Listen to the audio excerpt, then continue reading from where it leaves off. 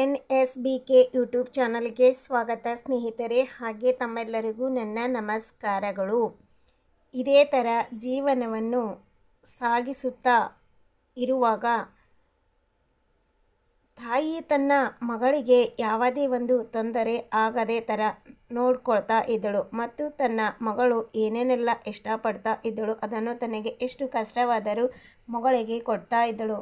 ಆದರೆ ಆ ಮಗಳಿಗೆ ತಾನು ಒಂದು ಬಡತನದಲ್ಲಿ ಇರುವ ಒಂದು ತಾಯಿಯ ಮಗಳು ಅಂತ ಆ ಮಗಳಿಗೆ ಅನಿಸಲೇ ಇಲ್ಲ. ಯಾವುದೇ ಇಷ್ಟಪಟ್ಟರೂ ಆಗಿಂದಾಗಲೇ ಕೊಡ್ತಾ ಇದ್ದಳು. ಹಾಗೆ ಇದೇ ಥರ ಜೀವನ ಆ ತಾಯಿಯ ಮಗಳ ನಡೀತಾ ಇತ್ತು. ಆದರೆ ತಂದೆ ಯಾವಾಗಲೂ ಕುಡಿದು ಬರುವುದು, ಎಲೆ ಆಡುವುದು, ಹೊಡೆಯುವುದು, ಇದೇ ಥರ ಜೀವನ ಮಾಡ್ತಾ ಇದ್ದ. ಆದರೆ ಆ ತಾಯಿಯು ತನ್ನ ಶಕ್ತಿಯನ್ನು ಮೀರಿ ಜೀವನದಲ್ಲಿ ಬದುಕುವ ಆಸೆ ಪಡ್ತಾ ಇದ್ದಳು. ಅದೇ ಥರ ಆಸೆ ಪಡ್ತಾ ಜೀವನ ಕೂಡ ನಡೆಸುತ್ತಾ ಇದ್ದಳು. ಚೆನ್ನಾಗಿ ಮಗಳಿಗೆ ಓದಿಸುವ ಆಸೆ ಕೂಡ ತುಂಬ ಇತ್ತು. ಅದಕ್ಕಾಗಿ ತನ್ನ ಮಗಳನ್ನು ಬೇರೆ ಊರಿನಲ್ಲಿ, ಅಂದರೆ ತನ್ನ ನಾದನಿ ಆದರೆ ಆ ಮಗಳಿಗೆ ತನ್ನ ಸೋದರತಿ ಮನೆಯಲ್ಲಿ 10ನೇ ಕ್ಲಾಸ್ ಕಲಿಯಲು ಶಾಲೆಗೆ ಹಚ್ಚಿದಳು.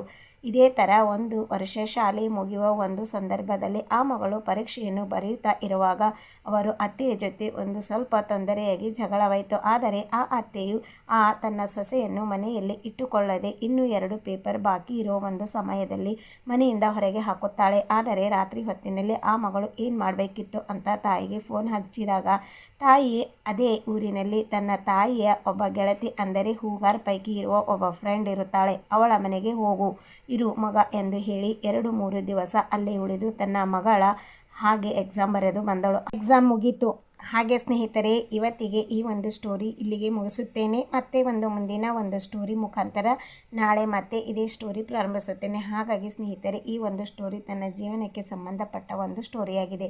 ಅದಕ್ಕೋಸ್ಕರ ನಿಮ್ಮ ಸಹಕಾರ, ನಿಮ್ಮ ಸಪೋರ್ಟ್ ಬೇಕು. ಈ ಒಂದು ಸ್ಟೋರಿ ಮುಖಾಂತರ ಮಾಡ್ತಾ ಇದ್ದೇನೆ. ನಿಮಗೆ ಇಷ್ಟ ಆಯಿತು ಅಂತ ಭಾವಿಸಿದ್ದೇನೆ. ಜೀವನದಲ್ಲಿ ಎಷ್ಟು ಕಷ್ಟ ಅಡೆತಡೆಗಳು ಬಂದರೂ ಯಾವ ರೀತಿ ಜೀವನ ನಡೆಸಬೇಕು ಅನ್ನುವುದೇ ಈ ಒಂದು ಸ್ಟೋರಿ ಅರ್ಥವಿದೆ. ಅದಕ್ಕಾಗಿ ನಿಮ್ಮ ಸಹಕಾರ, ನಿಮ್ಮ ಸಪೋರ್ಟ್